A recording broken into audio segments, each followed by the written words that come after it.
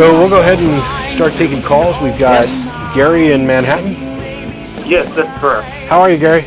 I'm doing very good, Mr. Delonte. How about you? Oh, just Matt. Matt's fine, but thanks, I'm fine. Okay, thank you. The reason I was calling, I actually spoke with your co-host Martin, I believe it is, through an email, and I wanted to present a positive case here today for intelligent design. Oh, all right. Okay. Yeah, specifically I wanted to discuss irreducible complexity and the Dover trial with you guys.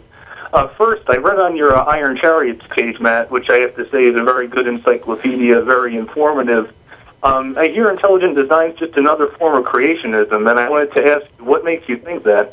Intelligent design is creationism in a lab coat, or a Trojan horse for creationism, etc.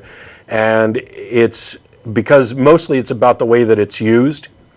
What happened? I mean, if you actually look it up, we've found the transitional form between creationism and intelligent design, and it's co-design proponentists, and it was of pandas and people. Obviously, we talked about in the Dover trial.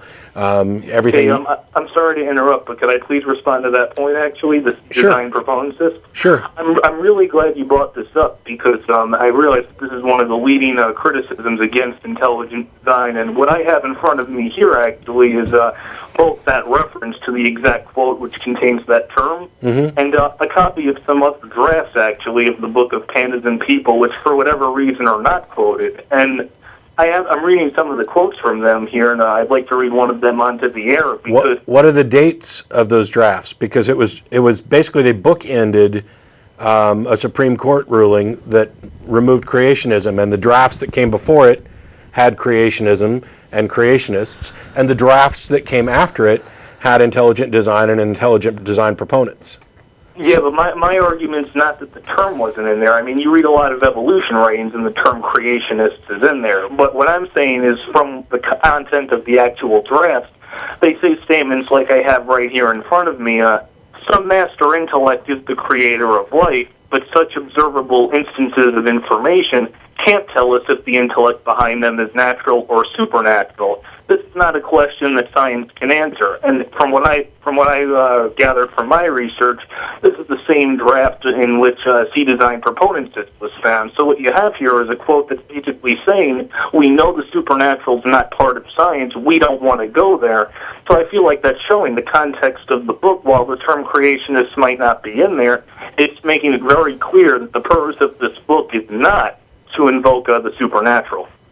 Well, it doesn't really matter, though. I mean, ultimately, what you have got going on here is a whole lot of spin that the creationist movement essentially concocted as a way of more or less passing what's called the lemon test, right?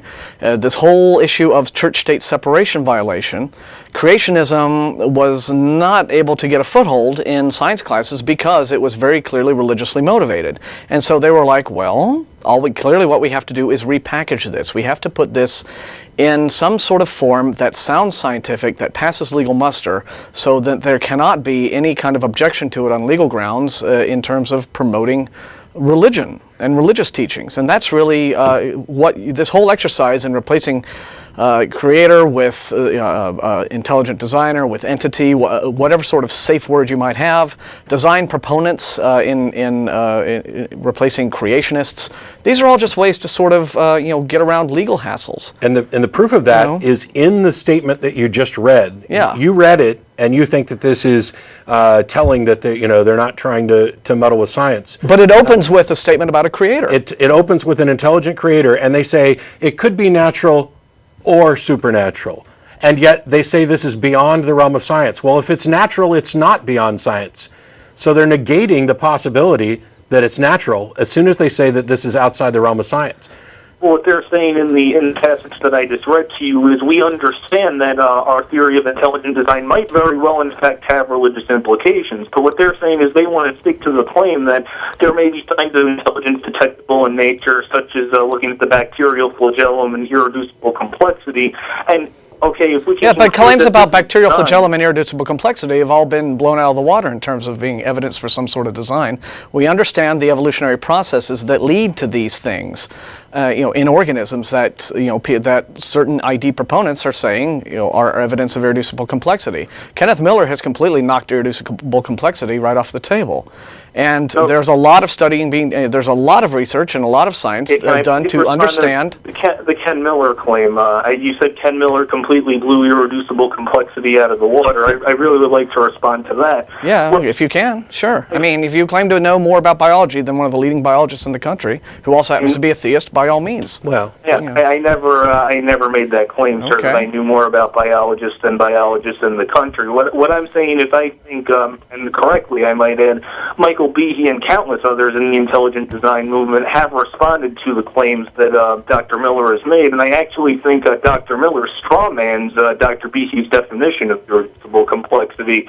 And I have actually right in front of me here a quote from Michael Behe's Darwin's Black Box, page 40 for all of the viewers who are watching over here, and it says, even if this is from Michael Behe's own book where he published this idea, even if the system is irreducibly complex, one can't definitively rule out the possibility of an indirect circuitous route. As the complexity of an interacting system increases, though the likelihood of such an indirect route drops precipitously, and as the number of unexplained, irreducibly complex biological systems increases, our confidence that Darwin's criterion of failure has been met skyrockets towards the maximum that science allows. So what Dr. Behe is saying in that passage that I just read is, yeah, co-option might work, indirect pathways for things like the flagellum might have been found, but the more of those things you find, that if you remove one part away, the system doesn't work. But that's exactly that's where Miller completely knocks Behe's point out of the water, because Behe's whole idea about IC is that what you just said, if you remove one part of this entire complex mechanism that he is saying is irreducibly complex, if you remove one part, then it can't work. At its current function, for example. So let's talk about. Who cares? Who cares? Who the cares? whole point is, Miller gives Miller gives a very clear example in which no fewer than 40 elements are removed from the flagellum's tail, and they have a function. They have, as Matt said, the function is simply different. Okay. Elements of an organism have a function, and then they come together. A different function is now performed. The original function is no longer formed, but they simply do other things in their earlier stages. I understand your point, and I understand Dr. Miller's point. What Behe is saying here is, first of all, if you concede the point, you move one part away, the flagellum doesn't function as a motor. That's what Behe's saying. Now, if you find other systems that do that, what Miller has attempted to do with the type 3 secretory system, which is, I believe, is what you're referring to, with taking away 40 of the flagellum's 50 proteins, what Miller is saying is, yeah, we found something that might be an intermediate. What Behe is saying is, one is you have to account for now this huge indirect process for all of these systems which are irreducibly complex. Because one part away, the system can't function in its present form. Hang on. Before we get to the furthermore, I put it that nobody has demonstrated that a system is in fact irreducibly complex. They have just asserted it, and it is an argument from ignorance. It is a claim that, look at this system, we can't think of anything that it could do or any other way that it could have come about. Therefore, I will declare it to be irreducibly complex. And I assert that that is an argument from ignorance. First, you need to actually demonstrate that an irreducibly complex system exists. And when Behe has tried with his prime examples, it has been demonstrated that, in fact, that is not an irreducibly complex system, provided we allow for function to change.